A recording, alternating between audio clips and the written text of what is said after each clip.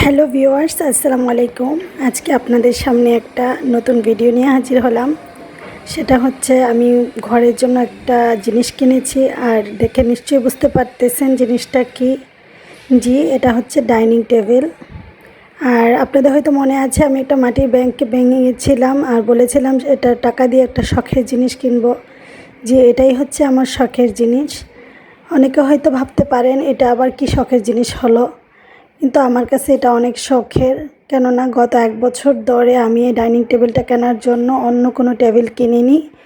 আমি আমার বাচ্চাদেরকে নিয়ে টেবিল ছাড়াই ভাত খাচ্ছিলাম 1 বছর ধরে। যাই হোক, অবশেষে আমার আশা পূরণ হলো আর এই ডাইনিং টেবিলটা কিনতে পারলাম। আর হ্যাঁ, মাটির ব্যাংকের যে পরিমাণ টাকা ছিল সেটা এই টেবিলটা কেনার জন্য পর্যাপ্ত ছিল না, এটার জন্য আরও টাকা অ্যাড করা লাগছে। যাই হোক ভিউয়ার্স, বলবেন আমার টেবিলটা কেমন হয়েছে, কমেন্টসে জানাবেন টেবিলটার দাম কত হতে পারে। আর আমি অনেক খোঁজাখুঁজি করে এই টেবিলটাই পছন্দ করেছি, কেননা এটা একটা সিম্পল ডিজাইন।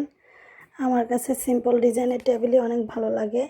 যাই হোক বন্ধুরা, এখন আপনাদের কাছে আমার টেবিলটা কেমন লেগেছে কমেন্টসে অবশ্যই জানাবেন, আর এটা কত দিয়ে কিনলাম জানাবেন। ভালো থাকবেন, আল্লাহ হাফেজ।